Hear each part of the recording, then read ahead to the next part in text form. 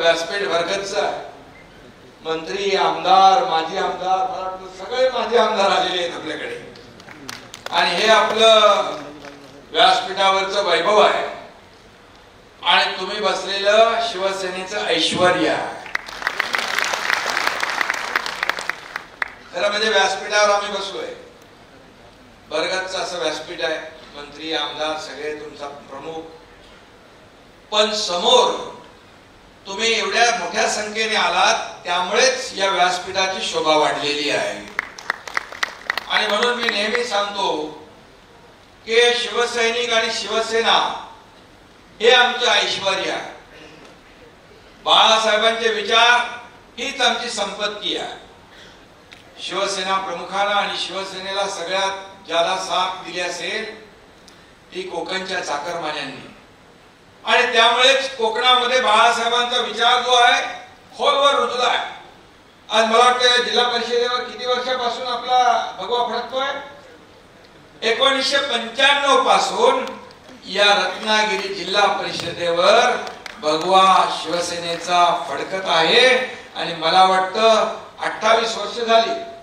आता ही 28 नाही, पुढची 56 वर्ष देखील तुमच्या एकजुटीमुळे हा शिवसेनेचा भगवा कायम डौलाने फडकत राहील. कारण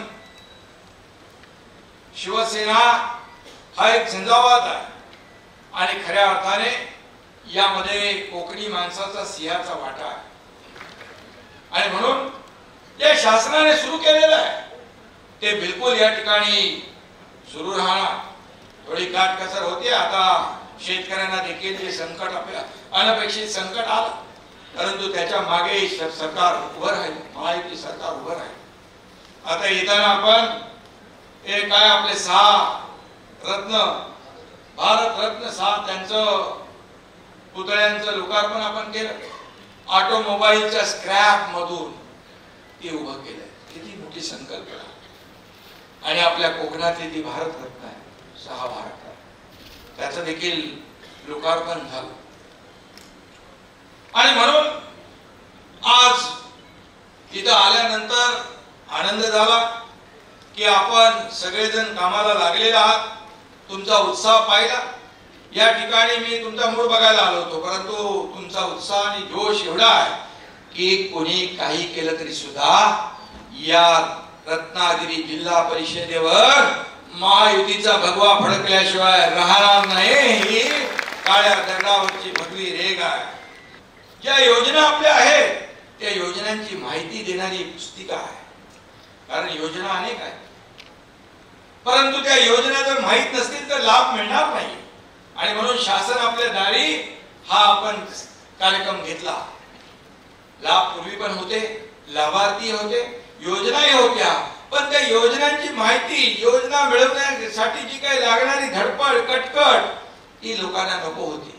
आणि म्हणून आम्ही सरळ सोपा मार्ग काढला. शासन आपल्या दारी. आणि त्याप्रमाणे तुम्हाला मी सांगतो 5 कोटी लोकांना या महाराष्ट्रातल्या त्याच्यामध्ये फायदा झाला. 5 कोटी लोकांना. हा आकडा छोटा नाहीये. त्यांच्या तालुक्यात जाऊन आम्ही योजना दिल्या. लोक, इतर राज्यातले लोक, मुख्यमंत्री मला विचारायचे क्या है शासन अपने दारी. मैं म्हणालो हम जो योजना है उनके द्वार तक पहुंचाने का काम सरकार करती है. आणि मग काही राज्यामध्ये देखील आपल्या योजनांचं अनुकरण झालं. लाडकी बहीण योजना देखील काही लोकांनी अनुकरण केलं. लाडकी बहीण योजना जेव्हा सुरू केली तेव्हा विरोधक म्हणाले हे सब झूठ है, चुनावी जुमला. पण शब्द मुख्यमंत्री एकनाथ शिंदेचा होता. आणि म्हणून मी त्यावेळेस कार्यक्रमामध्ये जेव्हा प्रचाराला यायचो तेव्हा माझ्या लाडक्या बहिणींना सांगायचो जे सावत्र भाऊ, दुष्ट भाऊ तुमच्याकडे येतील तेव्हा मात्र त्यांना त्यांची जागा दाखवा. कारण त्यांनी खोडा घातला होता, कोर्टात गेले होते तुमची योजना बंद करायला. परंतु आम्ही पण खूप विचारपूर्वक नियोजन केलं होतं. आचारसंहितेतले हप्ते देखील जे खात्यामध्ये जमा करून टाकले होते. आणि आमच्या लाडक्या बहिणींनी सांगितल्याप्रमाणे या विरोधक सावत्र दुष्ट भावांना एवढा चांगला जोडा दाखवला की 6, 7, 8, 9 नंबर अपुरा पडला. 232 नंबरचा जोडा दाखवला. 232 आमदार महायुतीचे निवडून आले. 232. आतापर्यंतच्या महाराष्ट्राच्या इतिहासामध्ये कधी 232 लोक निवडून आले नव्हते. विरोधकांना तुम्ही विरोधी पक्ष नेता बनणे इतकं पण संख्याबळ ठेवलं नाही. आता रोज सांगता विरोधी पक्ष नेता बनवा, विरोधी पक्ष नेता बनवा. अरे विरोधी पक्ष नेता बनायला संख्याबळ पाहिजे ते आहे का तुमच्याकडे? आणि म्हणून त्यावेळेस लोकसभेमध्ये फेक नॅरेटिव्ह पसरवून जिंकल्या निवडणुका. त्यांना वाटलं आता विधानसभेच्या निवडणुका देखील आम्ही असंच जिंकू. आणि म्हणून तुम्हाला सांगतो मुख्यमंत्री, उपमुख्यमंत्री, मंत्रिमंडळ सगळं तयार झालं. सगळ्या वाटाघाटी झाल्या. 5 स्टार हॉटेलचं बुकिंग झालं. परंतु माझ्या लाडक्या बहिणीने त्यांचं सगळं बुकिंग रद्द करून टाकलं आणि त्यांना घरी पाठवून दिलं. आणि म्हणून मी तुम्हाला धन्यवाद देतो. आणि म्हणून मी सांगतो कोणी किती अफवा पसरवल्या तरी सुद्धा लाडकी बहीण योजना कधीही बंद होणार नाही. आणि घरी बसलेल्या लोकांना लोक घरीच बसवतात. काम करणाऱ्या लोकांना लोक मत देतात. काम करणारे लोक, अगदी ग्रासरूटला जाणारे लोक, फील्डवर काम करणारे लोक, फेसबुक लाईव्ह लोकांना चालत नाही. लोकांना थेट भेट हवी असते. आणि म्हणून 2.5 वर्ष जे आपण काम केलं ते आपल्या समोर आहे. आणि म्हणून पराभवाच्या खात्रीने विरोधकांच्या नाकातोंडात पाणी गेलेलं आहे. आणि त्यामुळे ते रोज निवडणूक आयोगाकडे जात आहेत. निवडणूक आयोगाकडे काय काय आरोप करतायत. आणि म्हणून आरोप करता तुम्ही, जेव्हा तुम्ही जिंकले लोकसभेला तेव्हा तुम्ही आरोप केला नाही. विधानसभेला हरल्यावर आरोप केला. तुम्ही इतर राज्यात जेव्हा जिंकता तेव्हा आरोप करत नाही. परंतु जेव्हा हरता तेव्हा आरोप करता. मग ईव्हीएम वर आरोप करतात, निवडणूक आयोगावर आरोप करतात, कोर्टालाही सल्ला देतात, सगळं करू शकतात.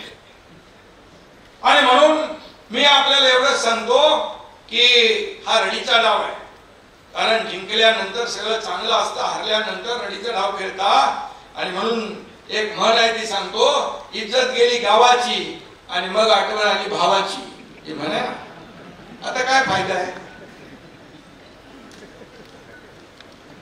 झालं सगळं आता. आणि म्हणून कुणाला लागू पडते ती काय मी सांगत नाही. आणि म्हणून शिवसेनेचा बाळासाहेबांचा मावळा कधी रडताना असा पाहिलाय का? रडीचा डाव खेळताना पाहिला? रडणारा नाही, लढणारा आहे, लढणारा. आणि म्हणून 2022 ला या राज्यातल्या, महाराष्ट्रातल्या जनतेला जे अपेक्षित होतं ते आम्ही करून दाखवलं. या सर्वसामान्य लोकांच्या मनातलं सरकार आणलं आणि महायुतीचं सरकार या ठिकाणी आलं आणि 2.5 वर्ष काम आपण केलं. आज दुसरी इनिंग सुरू आहे. देवेंद्रजी, आम्ही टीम म्हणून काम करतोय. शिवसेना हा एक परिवार आहे. आणि म्हणूनच मी आपल्याला एवढंच सांगतो की ही निवडणूक जी आहे ही निवडणूक आपल्याला खात्री आहे. परंतु खात्री असली तरी सुद्धा विरोधक कमजोर असला तरी सुद्धा तो कपटी आहे, दगाबाज आहे. याच्यावर आपल्याला लक्ष ठेवायचं आणि म्हणून आपल्याला सावध राहायचं आहे. आणि म्हणूनच मी आपल्याला एवढंच सांगतो की जो ऍप तयार केलेला आहे, ऍपचं काय प्रशिक्षण झालं? ऍप जो तयार केलेला आहे ते अतिशय महत्वाचं आहे. निवडणुकीमध्ये मतदार याद्यांवर लक्ष ठेवण्याची आवश्यकता आहे. आणि म्हणून ऍप प्रमाणे आपण जर काम केलं तर मला वाटतं प्रत्येक मतदार यादीमध्ये जो हक्काचा मतदार वंचित राहणार नाही आणि नको असलेला मतदार त्या यादीत राहणार नाही. त्यामुळे यादी अप टू डेट होईल आणि यादी जी लोक राहतात त्याच लोकांची नावं राहतील. आणि म्हणून ऍपला देखील जीपीएस ट्रॅकर लावलेला आहे. त्यामुळे आपल्याला, मला वाटतं गावाकडे इकडे सोपं आहे, तसं काय अवघड काम नाहीये. आणि म्हणून जी ऍप जो आहे त्याच्यावर आपल्याला काम केलं पाहिजे. आणि म्हणून निवडणुकीमध्ये या प्रत्येक मताला महत्व आहे. हा माझा तो माझा नाही, हा आवडता तो नावडता असं होता कामा नये. भूतप्रमुख आज गटप्रमुख आले त्याच्यामध्ये ना, गट प्रमुख आणि भूतप्रमुख जे आहेत यांची फक्त तुम्हाला आठवण निवडणुकीपुरती येता कामा नये, कायमस्वरूपी आली पाहिजे. निवडणुका आल्या की त्यांची फक्त आठवण करायची नाही. कारण शेवटी निवडून देणारा हाच आपला कार्यकर्ता आहे. माझ्या सकट आपल्या सगळ्यांना निवडून देणारा हाच कार्यकर्ता आहे. कारण लोकसभा विधानसभेच्या निवडणुकीमध्ये आपण किती इच्छा असली तरी मतदारांपर्यंत जाऊ शकत नाही, पोहोचू शकत नाही. हाच कार्यकर्ता आपलं ब्रँडिंग करतो, हाच आपलं मार्केटिंग करतो आणि आपल्याला निवडून आणतो. आणि म्हणून जेव्हा तो अडचणीत असेल, संकटात असेल, त्याची एवढीच भावना आणि इच्छा असते की माझ्या मागे माझा नेता उभा राहायला पाहिजे, माझा नेता, माझा पदाधिकारी माझ्या संकटात उभा राहायला पाहिजे. एवढंच आपल्याला करायचं आहे. आणि म्हणून मी नेहमी सांगतो, कार्यकर्त्याला जपा, कार्यकर्त्याला जपा, कार्यकर्त्याच्या मागे उभे राहा. हाच कार्यकर्ता शिवसेना वाढवण्याचं काम, तुम्हाला मोठं करण्याचं काम करत असतो. टाइम्स डिजिटलला लाईक करा, शेअर करा, सबस्क्राईब करा आणि बेल आयकॉन दाबायला विसरू नका. Times digital.